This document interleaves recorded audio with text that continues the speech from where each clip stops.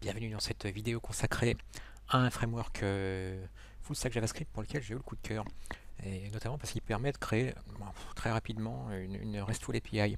Donc une démonstration vaut mieux qu'un long discours. Donc là je me mets sur mon répertoire sur lequel je joue en ce moment.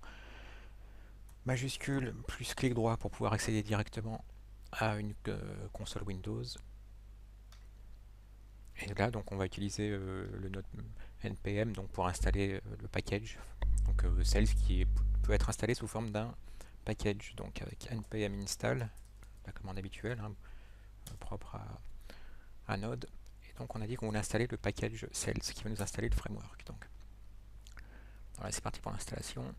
Ça me donne l'occasion de vous préciser que Sales euh, n'est pas encore à 1.0, il évolue beaucoup, donc la doc suit peut-être pas. Donc c'est peut-être pas une bonne idée de s'en servir maintenant en prod. En revanche, pour ce qu'on veut faire, là c'est vraiment parfait parce que vous aurez vraiment une API RESTful rapidement pour pouvoir jouer avec, par exemple depuis une application cliente. Admettons que vous soyez en train de développer en Angular, vous voulez tester et développer vos API côté client qui vous permettront de faire des requêtes vers une API RESTful. Bah voilà, vous créez votre API RESTful avec Sales en quelques minutes à peine. Vous voyez, là l'installation est faite. C'est là que maintenant il faut qu'on connaisse quelques commandes propres à Sales, il n'y en a que trois.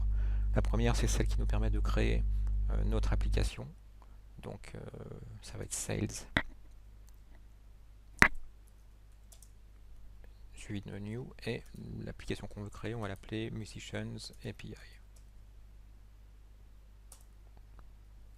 C'est parti, la nouvelle application a été créée et elle a été buildée dans le répertoire Musicians API. Donc on va aller dans ce répertoire. Maintenant, dans notre application, on a envie de créer un contrôleur et un modèle. Ça se fait à l'aide de la deuxième commande à connaître, c'est la commande sales generate. Donc sales generate. Et on veut créer un contrôleur et un modèle pour un objet métier musician. Hop, c'est parti, ça nous a créé le modèle et le contrôleur. Maintenant, la troisième commande à connaître, c'est la commande qui nous permet de lancer l'application. C'est sales lift. Voilà, avec ces trois commandes, vous allez voir que vous avez déjà une RESTful API. Et qu'il suffit ensuite de jouer uniquement avec les URL, ce qu'on va faire tout de suite. Donc là, ça nous indique qu'il faut se connecter au port 1337. Donc nous allons nous connecter. Alors je vais refermer parce que c'était ouvert ensuite une expérience précédente. On réouvre. Et on va sur localhost port 1337. Donc vous arriverez sur l'application. Là, ce qui nous intéresse, c'est d'accéder à notre contrôleur Musician. Voilà, et là on voit que ça nous retourne un tableau vide. Nous on a envie d'ajouter un musicien, ce qu'on va faire à l'aide de create. Bon là vous voyez, comme j'ai déjà joué avec, ça me suggère le reste, alors on va accepter. Donc je veux passer, donc avec, j'ajoute create à l'URL, puis je passe mes paramètres get, donc avec un full name de John Bonham, et commercial pour passer un deuxième paramètre, instrument batterie. C'est parti, ben, vous avez vu, ça nous crée un objet JSON avec un full name, un instrument, ce qu'on a tapé, et le contrôleur, je suppose, c'est lui qui doit ajouter ça, un create date, un update date et un ID. Je vais en ajouter un deuxième, on va ajouter Jimi Hendrix à la guitare.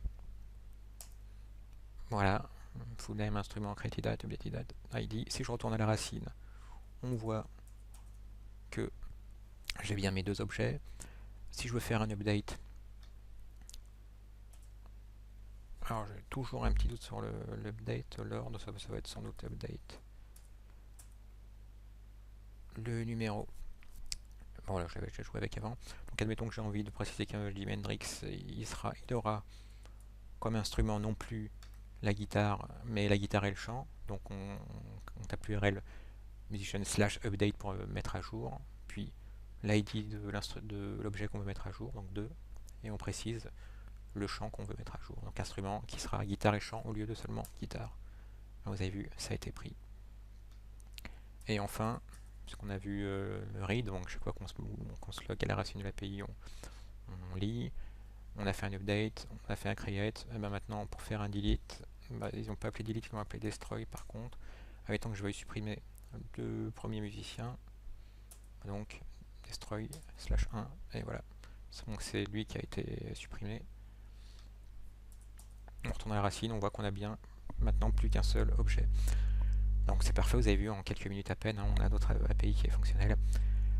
Il y a un petit problème mais qui a été prévu et réglé par Sales, c'est que si vous développez une application sur le port PAMP 3000, hein, localhost 3000, elle ne pourra pas, à cause de la Same Origin Policy, accéder à votre REST API qui est sur le port 1337. Donc pour lui, ce sera pour votre application cliente, ce sera un autre site, donc il ne vous autorisera pas à accéder à cette API. Pour ça, il suffit d'éditer un fichier de config pour autoriser donc le cross origin request sharing. Et donc ça se fait dans notre sandbox, donc notre application c'est Musician API. Ensuite, il faut qu'on aille dans config et puis ensuite dans le fichier route. On va l'ouvrir. Et dans route, en fait, il vous suffit de créer une route pour /musician et de préciser course à true. Donc ce qui nous donnera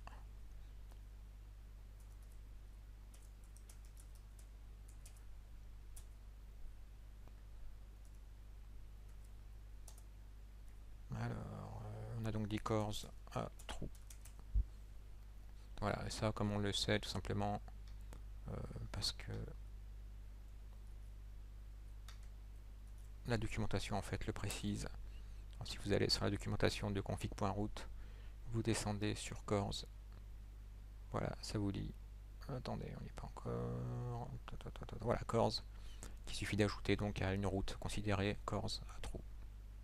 Voilà, bah ça a été. Sinon, vous pouvez aller sur le blog de minejs.fr, on détaille la chose. Je regarde si j'ai pas fait de typo.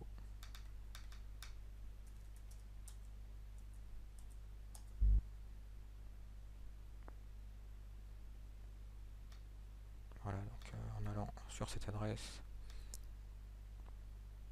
on récapitule les commandes tapées, et puis voilà ce que j'avais ajouté quand j'avais testé, donc c'était bien ça. Musician, chords à true.